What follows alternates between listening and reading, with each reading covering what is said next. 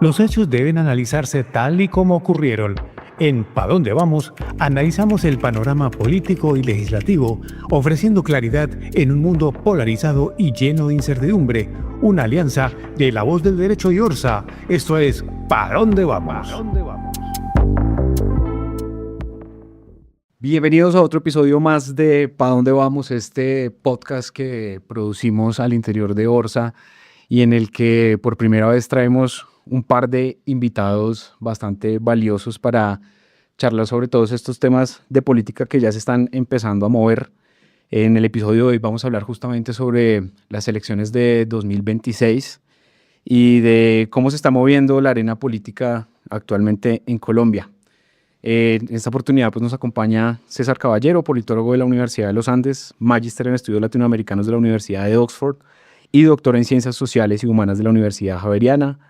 Ha sido director del DANE, fundador y gerente de la firma Cifras y Conceptos y columnista de Portafolio. César, ¿cómo estás? Muy bien, buenas tardes. Muchas buenas tardes, muchas gracias por la invitación de Portafolio y de Razón Pública. Y de Razón Pública, por supuesto, que es parte de lo que nos convoca.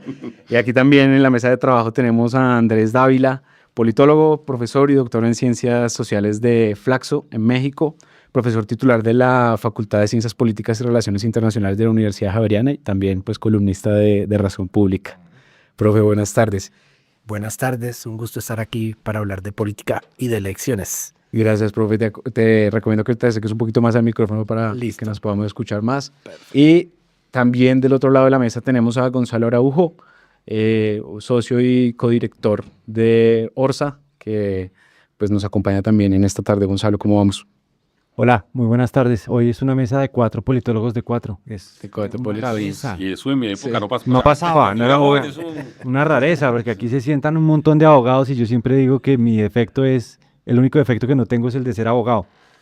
Bueno, eso augura que va a estar bastante buena la conversación. Yo quiero empezar con una pregunta un poquito frente a lo que ya ha venido pasando durante este gobierno y es, ¿cuál es la lectura, César, Andrés y Gonzalo, por supuesto, que tienen en este momento de la relación que se ha venido dando entre el Congreso y el gobierno? ¿Y cómo está cambiando de esta relación entre el Ejecutivo y el Legislativo de cara al proceso electoral? ¿Quién quisiera lanzarse al agua un poco con esa opinión? No, yo diría que el presidente Gustavo Petro tuvo la posibilidad de organizar una coalición amplia en mi primer tramo del Congreso, una coalición que entre agosto del 2022 y febrero del 2023 estaba pasando todo, y él solo, sin necesidad, tomó la decisión de romper esa coalición, y al romperla, pues las cosas y el trámite empezó a dificultarse. Termino diciendo que mi sensación es que él ha tenido 3 ministros del Interior, 4, a Alfonso Prada, a Luis Fernando Velasco, a Cristo y ahora a Armando Benedetti, les pone la tarea de armar una coalición que él desarma. Entonces creo que parte de las dificultades es que el Congreso sí ha querido armar una coalición, que de todas maneras una parte subsiste, pero hoy no hay una coalición que le asegure mayorías, particularmente no en Senado. Yo diría que comparto un poco el diagnóstico de César. Agregaría que tal vez estábamos muy acostumbrados a una manera de buscar esas coaliciones y mantenerlas que, claro, podían cambiar un poco de características y de rumbo de acuerdo con el presidente, pero estamos ahora con un presidente que se mueve como con otras lógicas que desesperan mucho a los medios, a los opinadores, a las élites, y que yo trataría de entender mejor, en parte porque creo que sí, es Petro el que las desarma solo, pero él no piensa solo. Creo que aunque él es muy dado a sacar adelante sus ideas y sus caprichos, pues también tiene un círculo cercano en el cual hacen lecturas un poco distintas a las que uno mira. Entonces yo, por ejemplo, en eso de la primera ruptura de esa coalición, yo creo que hay una mirada que ha salido además en estos días de lo que él llama unas equivocaciones al invitar unos sectores al gobierno y enrancharse o tratar de volver a una dinámica de un gobierno de izquierda que aquí nunca había sucedido. Entonces, y eso es lo que estamos viendo y nos despista a todos, a los analistas, a los petristas, a los antipetristas, a los petrificados, que en las élites es como un porcentaje altísimo. Em, y un poco por eso, pues han pasado como esos momentos de anuncios de coalición, de pactos amplios, etcétera, y en la práctica, digamos, sí, un estrechamiento de la capacidad del gobierno para pasar las reformas y las iniciativas que quiere sacar. Yo quisiera entender un poco y es, pues el gobierno ha tenido un cambio como en efecto en la aproximación en la que construía mayorías en el Congreso, y es uno cómo puede entender esa aproximación del gobierno, es decir, si esto se podría definir como una forma de construir una coalición en medio de esas alianzas ocasionales que hace el gobierno, como por ejemplo lo que nos comentaba César de la posibilidad de llegar a unos acuerdos alrededor de la apelación de la reforma laboral. Si eso llegara a materializarse y lograr aprobarse, ¿eso significa que el gobierno tiene una coalición o significa que tiene unas alianzas ocasionales en las que aprovecha las facciones pro gobierno al interior de los partidos?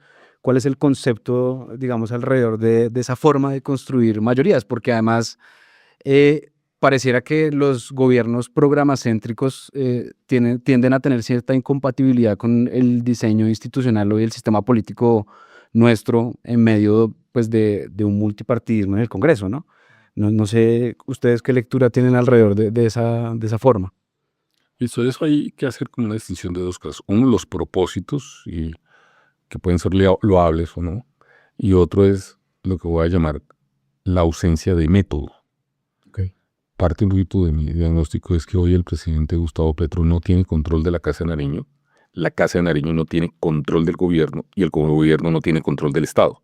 Razón por la cual para el presidente cualquier cosa es muy difícil, pero básicamente es porque le falta método. De hecho, hoy, pues, después de lo que anunció el presidente Trump en Estados Unidos, si los periodistas van a buscar un ministro de Industria y Comercio, pues no tenemos. Está una persona encargada. Y no tenemos director de la DIAN, y no tenemos director de Planeación Nacional, en medio de una turbulencia económica que uno diría. Entonces yo creo que, para contestar tu pregunta, una de las cosas que uno debería dejar claro es, puede que haya un propósito, puede que haya una estrategia, pero como no hay método, todo se vuelve muy difícil. Y es parte de lo que está ocurriendo, que creo que le falta método al gobierno. Bueno, ya que preguntaste, se me vino a la cabeza aquella teoría de las coaliciones mínimas ganadoras. Sería bonito volver a esa teoría y mirar el caso de Petro a ver si encaja o no. Que era, digamos, que era toda una teoría para ver, pero estoy de acuerdo con que a Petro le falta método. Lo que me parece interesante recordar es que así gobernó Bogotá. Es de la misma manera, digamos, sin método y entonces, bueno, pues yo ahí lo que trato de decir, como es tan fácil petrificarse y empezar a decirle a Petro cómo pensar, cómo hacer, cómo decidir, etcétera, etcétera, para mí el reto más grande es tratar de entender cómo se imaginan las cosas y cómo tratan de sacarlas adelante. Y claro, es muy difícil encontrar consistencia, coherencia, etcétera, etcétera. Pero sigo haciéndome preguntas al respecto porque lo más fácil es pasarse al lado de verdad de tantos que en algún momento de pronto le dieron un compás de espera a Petro y ya todos están petrificados diciendo que es terrible. Y lo que más me parece interesante de esa reacción tiene como dos componentes. Uno es que todos se vuelven un poco como psicólogos políticos, sin título obviamente, y entonces quieren decirle a Petro cómo pensar, cómo decidir, cómo hacer, cómo hablar, cómo vestirse, cómo comportarse, y como él no se comporta como las élites tradicionales que nos han gobernado por 200 años, pues hay un choque. Y la otra parte que creo que entra ahí en ese juego, em, pues es que Petro encontró una enorme capacidad para ponerle la agenda al país a través de X y de sus discursos. Y entonces a través de eso pues mantiene la agenda, mantiene lo que César llama la atención. Y por el otro lado, ya cuando uno ve la gestión y lo institucional y todo eso, a mí lo que me sorprende es que si la gestión yo creo que es mala, no son muy eficientes ni eficaces, pero institucionalmente es bien interesante que no es tan fácil encontrar que Petro haya violado ni la Constitución, ni la ley, ni el equilibrio de poderes en estos años, digamos, en el juego y en el entramado institucional. Obviamente en el discurso y en X sí, pero pues eso no es vinculante. O sea, ese equilibrio de poderes en las instituciones de alguna manera ha funcionado. Ahí está. Yo creo que para no repetir las cosas y sumar un poquitico, yo este fin de semana tuve una conversación con León Valencia y León señala que pues uno de los distintivos que van a quedar en la historia del gobierno nacional de este gobierno es que Petro se considera a él mismo y quiere proyectar eso, que él pues sigue siendo un revolucionario y que para él, si no es un poquitico bajo la lógica, pues es también a la maldita sea, porque la revolución implica de alguna manera que esto sea también, no, con el poder popular en las calles y institucionalmente va a quedar para los que fueron congresistas durante el periodo, como van a tener que hacer como un proceso de terapia porque van a quedar muy golpeados emocionalmente porque el gobierno en las aperturas y cierres de esas coaliciones pues les ha infligido un montón de dolor a actores políticos que viven de la política pura y dura, ¿no? Y de digamos, del tejemaneje de la agencia en la región, de la cosa, de la pequeñez, pero que para ellos es muy importante y muy relevante. Y en esa tensión también ha vivido todo el tiempo el gobierno quitando y dando, un poquitico dependiendo de lo que necesita armar y desarmar en su relacionamiento con el Congreso. Después de este abrebocas, de esas lecturas digamos, de cómo ha sido esa relación entre Petro y el Congreso, pues me gustaría que entráramos ya un poquito más en materia alrededor de las elecciones. Hay una lectura que pareciera ser común entre los distintos analistas y es que las campañas en general, especialmente la presidencial, se ha precipitado, se ha anticipado, esa es justamente parte de una de las hipótesis que ustedes tienen en el artículo. ¿Por qué consideran que se ha precipitado? ¿Cuáles han sido esos factores claves al momento pues, de tener una arena política tan movida con tanta anticipación, 18 meses antes de las votaciones? Le cuento le doy tres argumentos. El primero es, yo creo que el presidente de la República se rindió a gobernar. O sea, él ya dijo, mire, yo gobernando esto me parece muy aburrido, a él no le gusta el trabajo de ser presidente, le gusta el honor de ser presidente, y se rindió. Entonces él dice, mire, yo ya arranquemos campaña, que es donde me siento mejor. Eso es como lo primero. Pero lo segundo es que tradicionalmente en la política colombiana siempre hay un frontrunner. Entonces digamos que en el año 98 Samper era el frontrunner, en el año 2002 era Noemí Sanín. Entonces que era como uno de los candidatos que había perdido la pasada elección. ¿Qué pasó? ¿Qué pasó hoy? Pues Petro está pues el primero es el presidente. El segundo, que era Rodolfo, se murió. Y el tercero, que era Federico, está de alcalde. Entonces, realmente una de las cosas que nos pasa es que no hay frontrunner. O sea, no hay alguien que uno diga, oiga, este o ella tiene cómo hacerlo, lo que abre aún más las posibilidades de hacer campañas largas. Porque cuando un político es muy conocido, es el frontrunner, a él le interesa una campaña corta. Cuando no hay frontrunner, pues a todos los demás les interesa una campaña larga.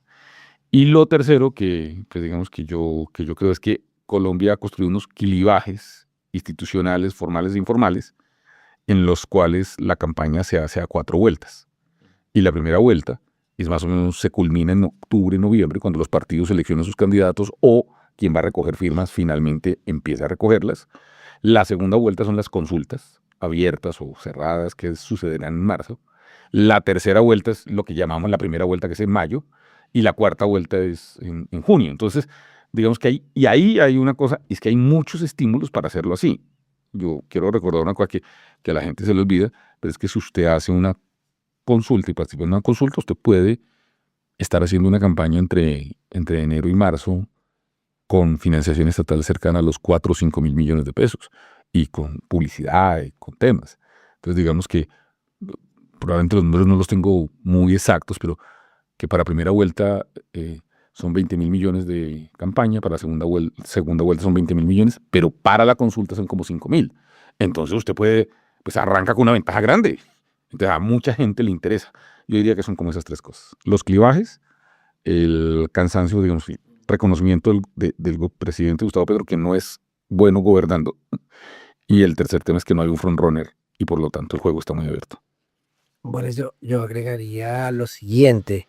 Primero, quiero aprovechar el espacio para hacer un llamado porque me parece muy importante que quienes opinamos de ese tema evitemos la crispación que se siente en algunos escenarios y en algunos eventos y en algunas voces públicas, sea por medios tradicionales o por las redes, eh, porque básicamente pues estamos en el juego institucional que ha sido común en este país por más de 100 años de las elecciones cada 4 años, elecciones presidenciales y de Congreso. Y que hay una responsabilidad en no generar esos escenarios dramáticos, hipotéticos de Petro ya es dictador, Petro se va a quedar, o Petro está utilizando los medios públicos, como si ningún presidente los hubiera utilizado.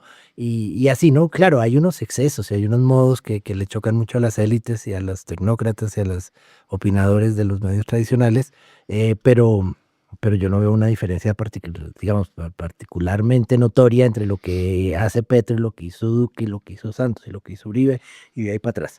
Entonces creo que tenemos una responsabilidad grande en una mirada pausada, en una mirada tranquila, en una mirada clarificadora, por ejemplo, en insistir que la sociedad colombiana no está polarizada, está fragmentada.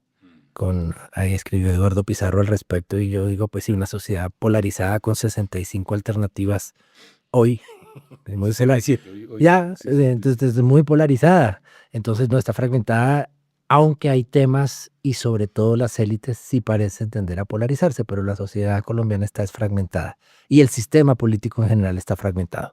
Dicho eso, estoy de acuerdo que un cambio, yo no sabía ese término en Spanglish de César, pero yo lo ponía más sencillamente en el sentido de que antes, claro, antes con el bipartidismo, e incluso en las elecciones previas siempre había por lo menos un candidato que uno sabía que tenía un chance muy grande. Entonces está muy bueno su término, pero no me lo he aprendido.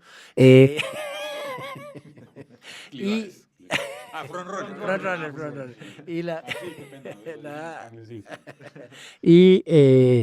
Y eso cambia la cosa. Pero lo otro que me parece interesante es que fíjense que no fue Petro el que empezó la campaña. Yo conozco una señora que dirigía una revista y una exalcaldesa que está por los Estados Unidos, o estaba, no sé ya, que desde hace más de 6 meses estaban ya en campaña. Entonces yo ahí digo, ¿cuándo comenzó la campaña? Y entonces creo que fue un poco antes. Creo que el gobierno se le mete por varias de esas razones que señaló César, y porque yo creo que sí, el gran afán de Petro es cómo logra dejar una impronta de que su gobierno hizo algo distinto. Sí, entonces pues y bueno, y creo que tiene una enorme angustia que es además comprensible, no tanto de que Petro se quede en el poder, que yo creo que eso no va a suceder, pero sí de que el pacto histórico logre conservar algo del poder electoral que consiguió en 2022. Y en la historia de la izquierda y de los movimientos alternativos como el nuevo liberalismo o la NAPO, lo que siempre pasó fue que luego de una elección muy buena en que casi llegan al poder o amenazan o generan un efecto, la siguiente elección es pésima. Y el único, digamos, que rompió esa lógica fue Álvaro Uribe. Y por eso ese señor sigue siendo tan exitoso electoralmente incluso hoy. Entonces ahí estamos en ese escenario que se está decantando, pero que es de largo aliento y que tiene 2 rasgos ahorita para mí muy, muy, muy fuertes, y es que sin duda van a ser unas elecciones en lo presidencial tremendamente competitivas, pero donde a esta hora hay la total incertidumbre. Uno no puede, digamos, uno no creo que no puede ni siquiera apostar con alguien quiénes serían los 2 que llegan a la segunda vuelta. Y eso es nuevo en la sociedad colombiana. Pero yo molesto mucho con el tema, pero hay una serie de teóricos de la democracia que dicen que eso es la democracia, que haya elecciones competitivas y con el resultado incierto, como en Colombia. En Colombia. Quiero enfocarme un poquito en el artículo que es parte también de lo que nos convoca a esta conversación, ese artículo que ustedes escribieron con 20 hipótesis en el marco de la clase de sistemas electorales que ambos lideran y dictan en la Universidad Javeriana.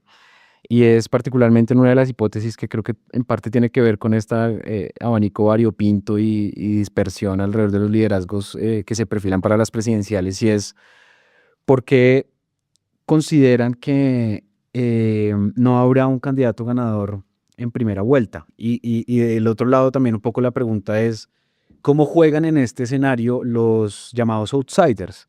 Y más después de que Colombia pues decidió entre Petro y entre claramente un outsider, y que ya hemos tenido también ese tipo de fenómenos, por ejemplo, con Uribe durante su primer periodo. Entonces, y lo pregunto particularmente es justamente por la candidatura de Vicky Dávila, en la que algunos analistas pues la perfilan un poco como este tipo de candidata.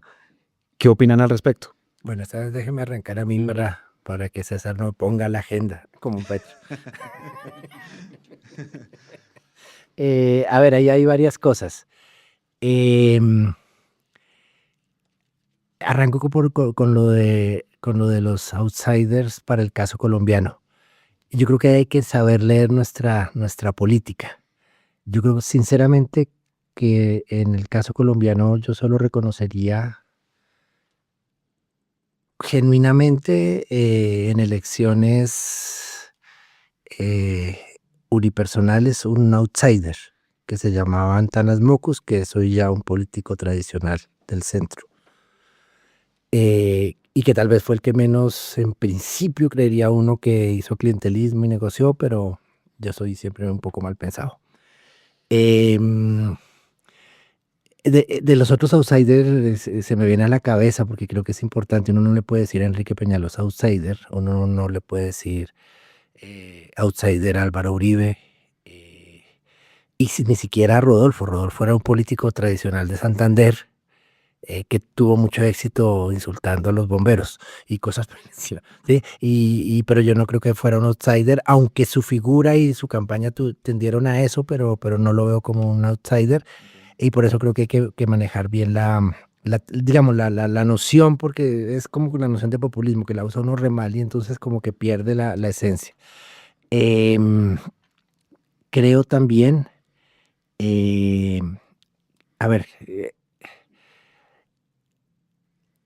se me fue la paloma, pero estaba pensando. No, básicamente tiendo a pensar que lo difícil del escenario político colombiano es que es tan incierto que eventualmente puede ganar alguien en primera vuelta. Lo que pasa es que nosotros somos juiciosos en hacer hipótesis, así después nos tengo que pedir excusas. Nos pasó con el curso para la alcaldía, para elecciones locales y todo eso, que todos 2 semestres diciendo en Bogotá se va a estrenar la segunda vuelta y ganó Galán sin saber de dónde ni cómo en primera vuelta. Entonces, ahí viene un poco el ejercicio académico de uno formula la hipótesis y tendremos la honestidad intelectual y el humor negro para decir la embarramos, porque yo hoy no me atrevo. Es decir, todo me indica que no es fácil que gane alguien en primera vuelta por la fragmentación, porque no hay un candidato que uno sienta fuerte, etcétera, etcétera. Pero pues precisamente es tan incierta la dinámica que de pronto pasa, si pasó en Bogotá con Carlos Fernando Galán. Diría que el caso de Vicky yo creo que es un buen ejercicio de análisis. A ver, digamos, un poco mi hipótesis ahí sería, y lo estuve pensando ayer, no me acuerdo en qué conversación estaba, en que con una profesora, la que vino a los 30 años de la facultad a dar la charla, la elección inaugural, y es que, digamos, a ver, ¿cómo lo pongo?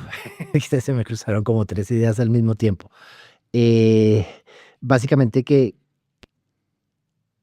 el caso de Vicky Dávila hay que mirarlo con cuidado, porque yo no sé si ella logre posicionarse como outsider o estos acercamientos a figuras como Alicia Arango, a Junco es el que otro que entró en la campaña, son ya modos digamos, de decir necesito políticos que me ayuden a hacer política, porque además porque no sé cómo se hace esa cosa. Pero lo otro, pues yo siempre he pensado, ahí sigo un poco un comentario, un capítulo del historiador no, el que está en Inglaterra, Eduardo Posada Carbó. Eduardo Posada Carbó, que decía él, Colombia es una tierra árida para césares y caudillos. Y yo creo que un poco lo siento yo también para outsiders, es decir, cuando a mí me dicen, no, es que aquí hay unas élites que ya están con Bukele y que no sé qué, que lo que nos falta es un Bukele, un poco como que la dinámica política colombiana hace muy difícil que un Bukele aparezca y sea exitoso. Lo veo, ¿sí? Podría ser más exitoso un Goyeneche como en las viejas épocas que quería pavimentar el río Magdalena. Pero ahora son lecturas, uno siempre puede equivocar en eso, pero yo, digamos, ahí veo como que como que esas cosas no, en la dinámica política colombiana, que además primero es Congreso y después es la primera vuelta, es difícil que una figura como estas tenga éxito. Ahora uno siempre puede equivocar, pero yo no veo de dónde. Nosotros el artículo lo hacemos como parte de un esfuerzo investigativo donde planteamos 20 hipótesis para ser probadas o disprobadas y nos arriesgamos con afirmaciones. Creemos que es un ejercicio interesante porque el grueso de los analistas, y yo he sido analista, normalmente nos acordamos de nuestros análisis de la última semana. Pero la campaña es mucho más larga que una semana. Y hay muchos que tendemos a decir cosas que no son ciertas, luego decir, oiga, yo sí dije, yo sí vi.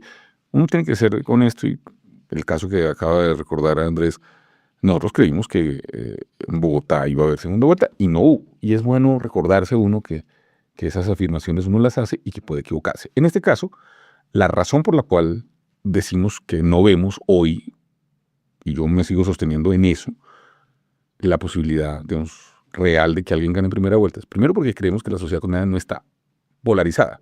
Si estuviera polarizada, pues es que sí es más fácil que uno de los dos gane. Sino como está fracturada en múltiples pedazos, probablemente... ¿Polarizado es el discurso en realidad? No, lo que más es que lo que se escucha son los que más ruido hacen. Ya. Eso es lo que se escucha. Pero hay mucha gente, digamos, en otros grupos. Entonces, lo primero es, nosotros consistentemente estamos diciendo, no estamos polarizados, sino estamos fragmentados. Que eso es una cosa distinta. Lo segundo es que las reglas de juego de Colombia van a llevar a que en marzo haya entre 3 y 6 consultas. Y una vez que usted tenga los 6 candidatos, los 6 tienen que ir a la primera vuelta. Porque si no, ya hay una obligación legal de ir. Entonces, ese es como el segundo tema. Y lo tercero es que los resultados de los estudios que se han publicado, mi firma hoy hace estudios para campañas. Nosotros hemos hecho ya en el último mes, la semana pasada entregamos 2 estudios a 2 candidatos. No les fue bien, por eso no los publicaron. pero digamos, una de las cosas que yo quiero es reiterar, el 70% de los colombianos no saben por quién votar. Hoy. Ahora, existe la posibilidad de que, no sé, noviembre, diciembre, alguien se presente. Y bueno, sí, esa posibilidad existe. Hoy no la estamos viendo. Digamos, esa es como la afirmación. Con los datos, con la información que tenemos, hoy no vemos el escenario de que una persona pueda ganar en primera vuelta. Yo me voy aquí a aventurar y como pues sí me ha grabado y nosotros además pues tenemos unas costumbres que hemos tratado de meter en la firma. Yo a ustedes o los voy a invitar a almorzar frijoles. Nosotros en Orsa apostamos frijoles con el equipo de trabajo. Cuando tenemos discrepancias de lo que creemos con el análisis que hacemos, Sí. Entonces, o los voy a invitar a comer frijoles donde ustedes prefieran, o me van a invitar ustedes a mí a comer frijoles Perfecto. donde yo prefiera. Que debería ser pues un sitio de frijoles, ¿no? Por supuesto. Porque lo que nosotros vemos en los datos electorales, o al menos yo, Sí. y en el comportamiento electoral, nosotros tenemos datos mesa de votación por mesa de votación desde 2015 Sí. a la fecha. Nosotros tenemos desde 2002 y es muy interesante. Es que, pues, hay unos departamentos y municipios que se la juegan por el candidato ganador, por el que es la manera, digamos, que es lo que Vargas Lleras en su momento no vio cuando se presentó a las elecciones, y era que todos los que estaban con él estaban jugados con el candidato ganador y no con él, pero le daban una palmada en la espalda diciéndole, sí, yo estoy contigo. Y yo creo que sí existe una enorme probabilidad de que en las elecciones del 26 haya un ganador en primera vuelta y ese ganador sea Vicky Dávila. Yo sí creo. Entendiendo, digamos, estando de acuerdo con que en Colombia existe una enorme fragmentación. A mí como, pues, digamos, yo estoy gordito, entonces a mí me gustan las apuestas de comida. Entonces, para aclarar, dejémoslo en lo siguiente. Si alguien gana en primera vuelta, sin importar quién sea, nosotros te invitamos a la Hay fiesta. frijoles, sí. Si nadie gana en primera vuelta, Yo usted, invito a o sea, frijoles. pero va a haber frijoles. Sí, va a haber frijoles. Listo, pero no pongamos el nombre porque se vuelve mano. un condicional que... Pues, Sin condicional, sin condicional. de acuerdo, de acuerdo. O sea, si alguien gana en primera vuelta, nosotros te pagamos una frijolada. Sí. A usted y al equipo. No, a mí. No, a usted. A mí y a Germán. Germán no está de acuerdo, pero a Germán lo invitamos. Yo Y testifico. si nadie gana en primera vuelta, sino que hay segunda vuelta, usted nos invita a Sí, la cena. ¿Listo? exacto. Apuesto. Sí, sí, sí. Apuesto. Listo, Chévere. sellado. Me gusta. César, esta pregunta creo que es un poco más dirigida para ti y es, en medio de este panorama que claramente tiene un gran componente de incertidumbre, ¿cuál es el rol que juegan las encuestas? ¿Y qué impacto tienen un poco en ese debate público? Sí, yo hice mi doctorado cuando comencé a hacerlo cuando tenía 48 años.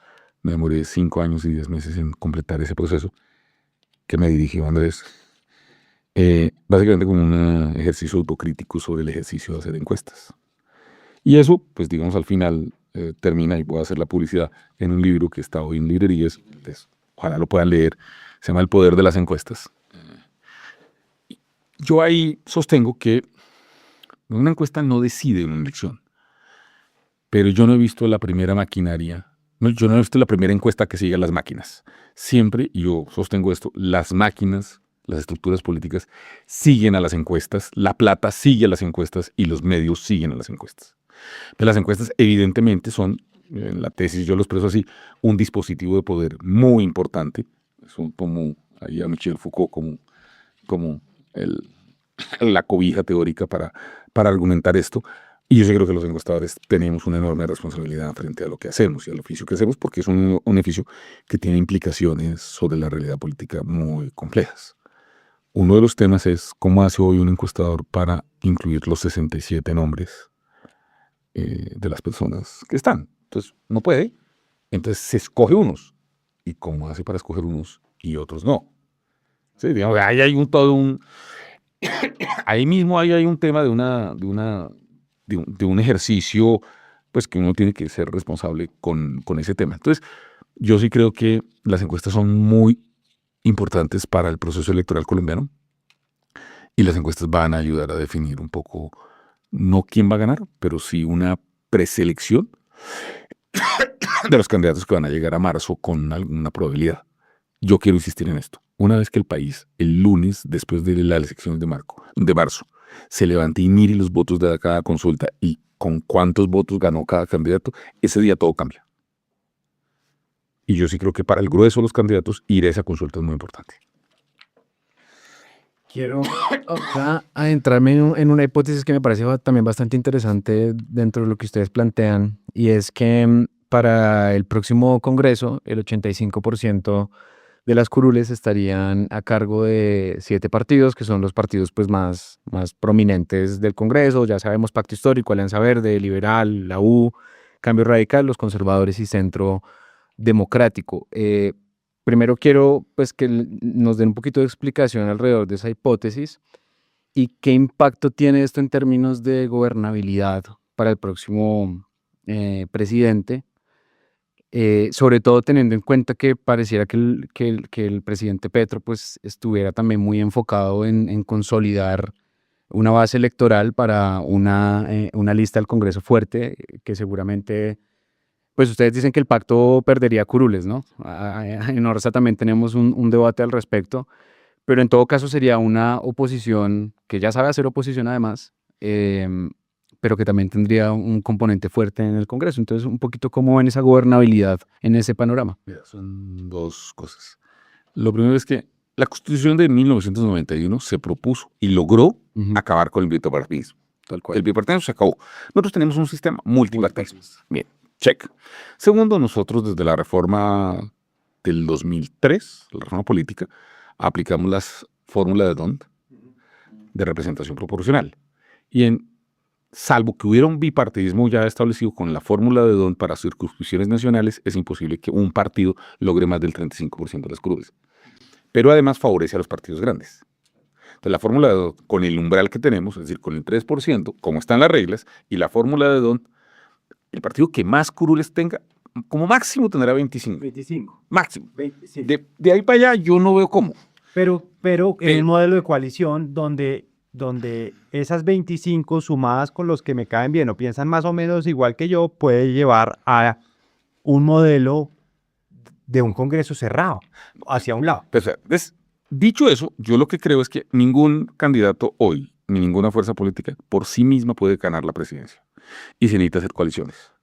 Y ahí comparto contigo. Yo lo que creo es que no a Gustavo Petro, no a Iván Duque, no a Juan Santos, no a todos los presidentes de Colombia, desde Samper. Porque Samper sí logró tener todavía con el Partido Liberal un partido que le garantía que era mayoritario. De ahí en adelante ninguno ha tenido partido mayoritario, que me parece sano, porque es un sistema multipartidista donde lo que le decimos al presidente es: usted está electo, hay una representación dual, el presidente nos representa, pero el Congreso también, negocien, acuerden. Déjeme hacer ahí un paréntesis para los oyentes en esta discusión que es sumamente interesante. Yo a las reuniones con los clientes o las juntas directivas que nos invitan, siempre presento la foto variopinta de nuestro Congreso y arranco por decir que a mí me enseñaron en ciencia política que eso es una buena foto, que eso está bien. Los empresarios no necesariamente entienden muy bien por qué es una buena foto y por qué está bien, porque no están acostumbrados a visualizar en, digamos, la discusión política de las instituciones que, pues, entre más opiniones divergentes haya, la alimentación de la discusión puede tener un mejor resultado posible, ¿no? Entonces, yo estoy, y esto lo traigo a colación porque para mí, en la soledad del ejercicio, no, pues cuando uno se enfrenta a un administrador y dice, pero usted está loco, aquí lo que deberíamos es tener una sola posición, ¿no? Por el contrario, esa foto es una foto institucionalmente sana, buena para el país, para los partidos, para todo el mundo. Bueno, yo agregaría un par de cosas ahí de profesor, porque son peleitas que nos hemos dado y es, yo estoy de acuerdo en que la Constitución del 91 logró de manera importante, eficaz, acabar el bipartidismo en Colombia, sustituirlo por un multipartidismo, pero es importante entender que eso no fue inmediato y que hay una lectura ahí a veces equívoca de varios colegas.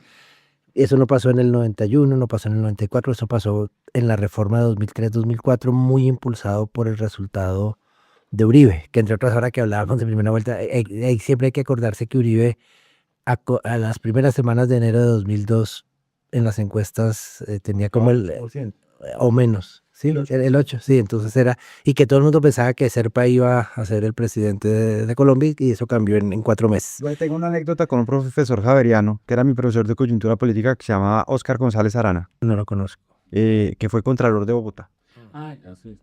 Sí, exactamente. Profesor mío de coyuntura política. Y llegó a la Javeriana el día que se cayeron las Torres Gemelas, algo así, dijo, el próximo presidente es Horacio Serpa Uribe. Y entonces sacó un fajo de billetes y lo puso sobre la mesa. Y les apuesto, estudiantes. Y yo ya ahí empezaba a jugar con temas estadísticos y de números. Y yo alcé la mano, le dije, el próximo presidente en primera vuelta es Álvaro Uribe. Y me dijo, venga, me lo sustenta. Y le ha puesto una botella de whisky. Sello azul. Todavía la estoy esperando. Yo ahí voy así que yo hice parte de la campaña del presidente Álvaro Uribe. Yo fui el director programático. Y yo estaba internamente y Álvaro Uribe hasta ahora se me olvida el día de enero, pero el día de enero que Horacio Serpa toma la decisión de buscar ir al Caguán y las FARC lo detienen y él se devuelve. Ese día estábamos Fabio Echeverry, Jorge Humberto Botero y Álvaro Uribe revisando el programa de gobierno en la finca de Jorge Humberto Botero. Y ese día lo vimos por televisión. Hasta ese día, Álvaro Uribe estaba imaginándose qué cargo de ministro iba a aceptar. Esto es muy enero del año 2002. Y ese día él, esto es una cosa de él dice, aquí está mi oportunidad. Porque Serpa se acaba de equivocar. Porque acaba de mostrar una cosa que no... y a partir de ahí, él sale y ahí comienza el crecimiento sobre los temas. Entonces, yo simplemente lo que quiero simplemente decir, yo primero no creo que la estadística pueda predecir el futuro. Puede iluminar escenarios de incertidumbre y puede haber ejercicios de pronóstico, pero predecir el futuro yo creo que, pues digamos, que no está dentro de las habilidades que yo creo que uno debe ver, pues que yo reclamo. Yo sé que el Indio Masónico lo hace y Regina 11, pues yo no creo que esté, pero sí creo, además, en el libre albedrío. Y yo creo que en este caso, y voy a dar esta hipótesis, es el expresidente Álvaro Uribe gana en primera vuelta en el 2002 por sus propios méritos, pero por un enorme error de Horacio Serpa. Si Serpa no hubiera cometido ese error y otros más, eso no le hubiera permitido a Uribe. Entonces, la combinación de una campaña es los aciertos del candidato y los errores del otro. O sea, yo creo que al final una campaña es esa combinación. Es una buena lectura del contexto, de la realidad, una buena propuesta, un buen candidato, muchos aciertos y del otros lados muchos desaciertos. Entonces yo creo que, pues digamos, simplemente diría eso y creo que hoy estamos en un escenario totalmente abierto todavía. Incluidos los desaciertos de las FARC en esa ocasión. Sí, sí. Bueno, yo agregaría entonces sobre el sistema de partidos que sí es un multipartidismo, que me gustó una figura que dijo César en clase, que es que, porque estamos, digamos, el multipartidismo se organiza, queda como en una cifra de unos 13 partidos que más o menos existen ahí, etcétera, etcétera, pero con el proceso de paz y con las decisiones del Consejo Nacional Electoral, inicialmente la de la UPD, la Corte Constitucional, empezamos a tener muchos más partidos de nuevo, ¿cierto? Y llegamos a 30 y pico de partidos. Entonces César utilizó una imagen que me parece muy buena y es que el sistema, que no nos preocupemos tanto que el sistema político colombiano es como un acordeón. Entonces, que a veces está así, pues otra vez está así.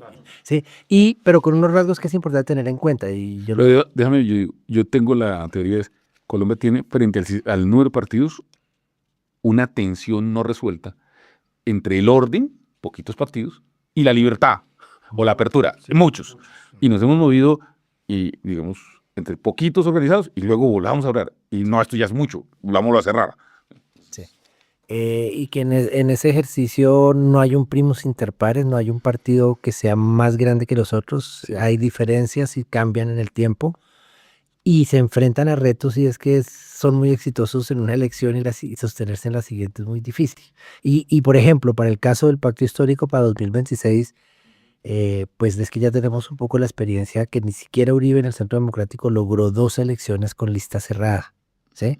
Entre otras, lista cerrada que es tan pedida, etcétera, etcétera, pero que con César compartimos la idea de que el día que tengamos lista cerrada, la democracia colombiana va a sufrir un remesón y no necesariamente para bien. Porque hay un problema de acción colectiva que digamos, es mejor que unos puedan tener lista cerrada y tener un éxito y otro abierta, pero repetir el éxito, por ejemplo, yo creo que yo no sé cómo va a jugar el pacto histórico con lista cerrada, no sé si lo logre Petro, pese a ser el presidente de la República, etcétera. Y bueno, y que estamos en ese juego en donde un poco la medición es quienes que parecía que iban a crecer, no crecen, como le pasó ya al Centro Democrático, quienes decrecen más después de haber tenido mucho o haber ocupado un espacio importante. Y hay una cosa que a mí de todas maneras me parece muy interesante, es que entonces cuando pasan todas esas cosas, sí, ya no hay bipartidismo en Colombia, pero ahí están el Partido Liberal y el Conservador ocupando un espacio. Polto incentiva de alguna manera el presidencialismo de coalición, que es Sí, está bien. Sí, que es un poco como digamos, el modelo de gobernabilidad que incluiría, y yo creo que también ahí choca un poco el gobierno en el sentido de, pues, hacer un gobierno de coalición y dar representación política también significa de alguna manera llegar a acuerdos no solo políticos, sino también a nivel programático. Exacto. sí. Pero no sé, lo que pasa es que tenemos modelos, tenemos unos personajes que lograron hacer unas coaliciones muy fuertes y muy duraderas, como Álvaro Uribe, casi 8 años, aunque con tensiones, porque acuérdense que Álvaro Uribe prefirió hacer referendo y no jugarle a la reforma política que le ofrecieron los congresistas. Pero de todas maneras, él logró armar una coalición rápido y se montó en eso y le sirvió hasta el final. Santos sí tenía una super coalición, la Unidad Nacional, que fue muy impresionante, casi hasta 2018, en donde lo interesante es acordarse que al principio había muchos uribistas que eran parte de esa coalición, ¿sí? Aunque después se fueron yendo a la oposición. El caso de Duque, que es muy raro, porque Duque no tuvo coalición sino en pandemia.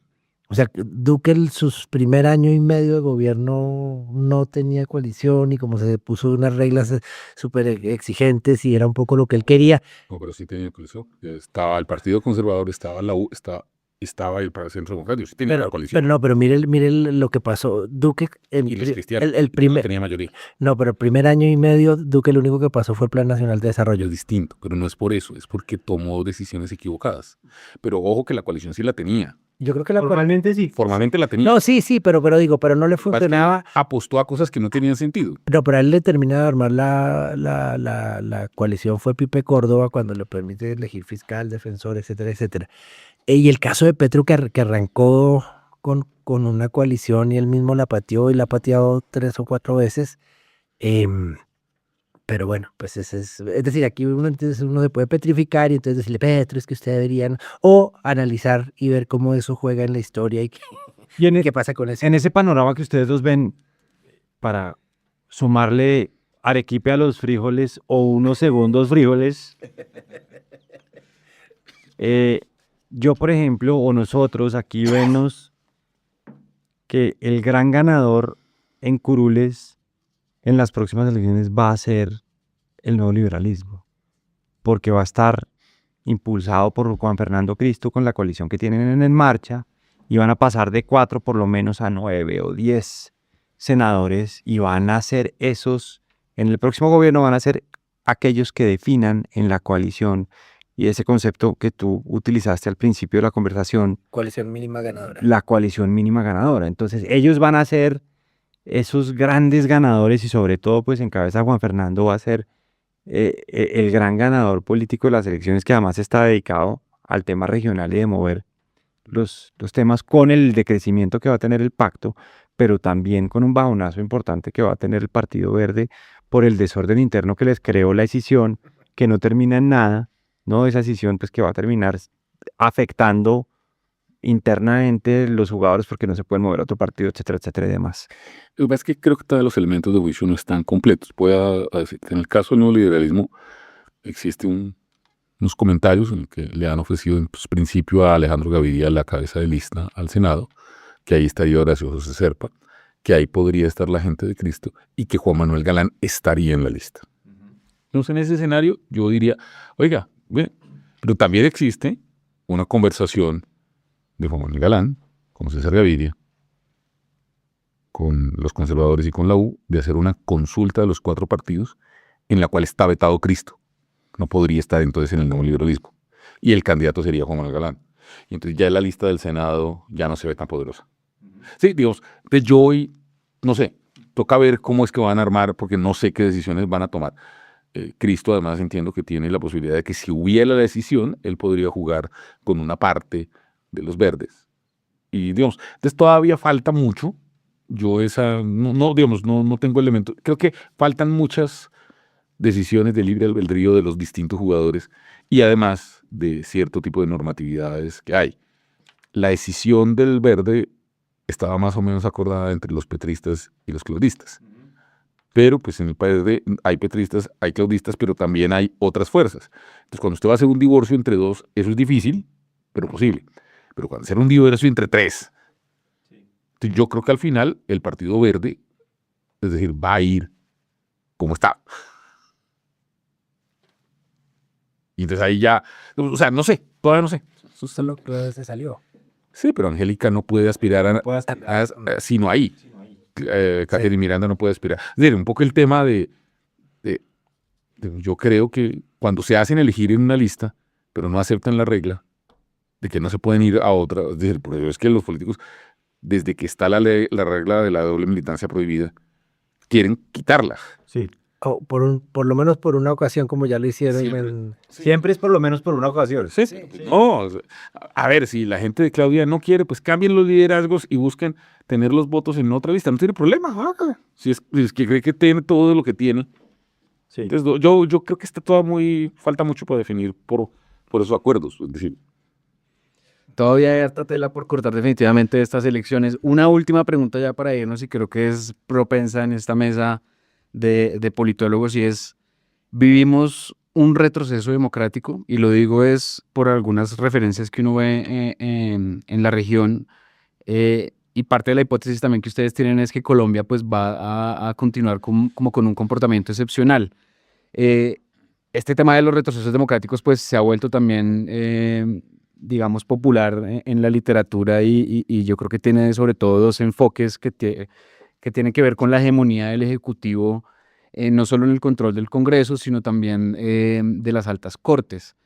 Y uno ve también liderazgos en América Latina que tienen algunos de estos impulsos. ¿Cómo tienen ustedes esa lectura para el caso colombiano? Colombia, la democracia es una fiesta. Yo creo que la democracia colombiana está consolidada. Yo creo que nosotros, como dice Andrés, estamos en un proceso electoral con bajos costos de entrada o de salida, con muchos jugadores, altamente competitiva, resultados inciertos y con casi seguridad una transición pacífica de poder. Eso es lo que Robert Dahl llama una democracia. Y eso es lo que nosotros estamos en ese proceso. Entonces yo creo que en Colombia la democracia es una fiesta. Hoy, esa es la expresión que mucha gente nos dice a nosotros en estudios de cómo perciben que es la democracia. La gente le gusta votar. Yo les quiero decir, Colombia, la última elección votamos 22, 23 millones de personas, que eso es una participación superior al 60%. Si usted le quita los colombianos de la diáspora, que son entre 4 y 6, estamos hablando de participaciones del 66 y 67%, que es de las más altas de cualquier democracia en el mundo sin voto obligatorio. O sea, eso no es poquito. Entonces yo, entiendo, el contexto internacional, entiendo que hay autoritarismos al interior de la democracia, eso lo entiendo. Sé que hay mucho politólogo que vive de la crisis de la democracia. Y pues si no hubiera crisis en la democracia, pues no habría fondos para hacer investigaciones y publicar cosas. Entonces, pero yo siento que en el caso concreto colombiano, yo no veo una crisis, yo veo es un sistema, sin ser perfecto, que permite la alternancia pacífica del poder y la conducción de los temas del Estado. Y yo creo que eso es algo que nosotros tenemos que valorar, proteger y resaltar. Yo voy en la misma línea de César, agregaría algunos rasgos adicionales. Yo veo una democracia pues muy viva, muy como es Colombia, muy agitada, muy paradójica, porque vieron, por ejemplo, que viene la minga indígena, pero a oponerse al gobierno, no a apoyarlo. Entonces este país, en eso es. Le echaron ayer que le dijeron al ministro Benetti, ministro, que viene la minga indígena. Ah, buenísimo, vamos a salir. No, es que viene como Sí, entonces yo siento que hay eso, por eso llamé a la no crispación y a los no mensajes que son, es decir, otro día estuve en un evento, entonces el propio registrador nacional del Estado Civil diciendo que el problema de la abstención, y después el PNUD diciendo, ¿cuál problema de la abstención? Sí, César usa unas cifras altas pues, depurando el censo electoral, pero incluso si no lo depuramos, digamos, en elecciones nacionales, Congreso y Presidencia, la participación está entre el 52. Si sube mucho, subiría al 54 y sería medio milagroso, pero así opera el país. No. Incluso sin el castigo está en el 61 y se mueve entre el 54 y el 61. Solamente No, las locales están en el 60-61. Mire, nacionales están 52-53 y yo al final dije al registrar, lograr llegar al 54-55 será una maravilla y con eso funciona y con eso es legítimo el sistema político colombiano y entonces no se pongan a pensar tanta tontería de cosas, ¿sí? Cuiden lo que hay que hacer, saquen, ¿qué es lo clave de la registraduría el próximo año? Que ordenen bien el trabajo de los jurados el día de las elecciones para Congreso y coaliciones, porque ¿qué les pasó hace 4 años? que pusieron a contar primero las coaliciones y cuando ya los jurados estaban cansados y además no sabían sumar porque sacaban a todos los de FECODE y a todos los funcionarios públicos, entonces tocaba contar las de Congreso.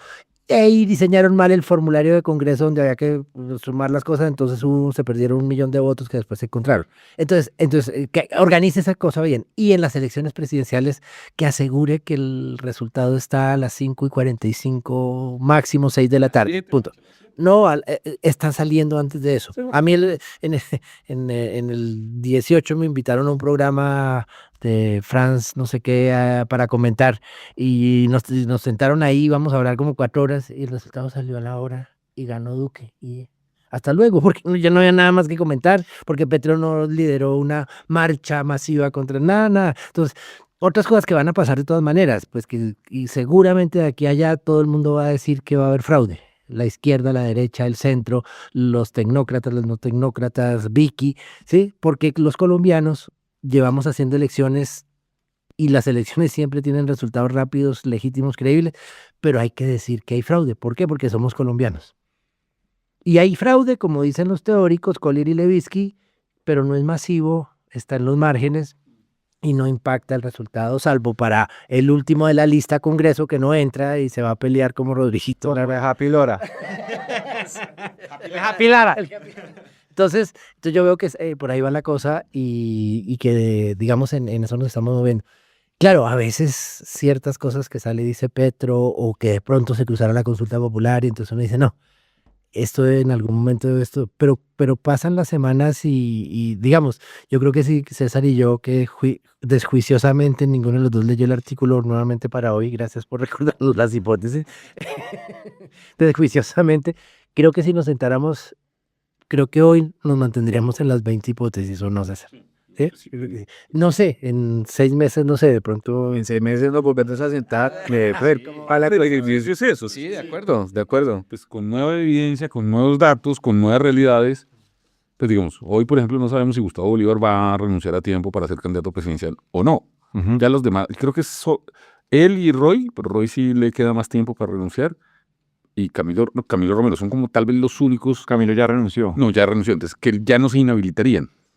De resto, yo creo que ya todos los demás que podrían aspirar ya están por fuera para no... Están jugados. Están jugados, pues sí, por lo menos por fuera. Sí, estaban por fuera, de acuerdo. Bueno, con esto cerramos este episodio de ¿Pa dónde vamos? Gracias, César, Andrés, Gonzalo. Pues primero invitar a nuestra audiencia a que vayan y consulten el artículo que ustedes escribieron. Se llama Maratón Electoral para 2026. Sí. Como en el poder de las pública. Ahí, la publicidad política pagada para César. Editorial, publicidad editorial. Publicidad editorial. No, agradecerles por el espacio. Espero que nos podamos en verdad volver a ver para hacerle seguimiento a esta conversación que siempre es relevante para el país y también es supremamente interesante. Y pues vernos también para pagar los frijoles. La verdad.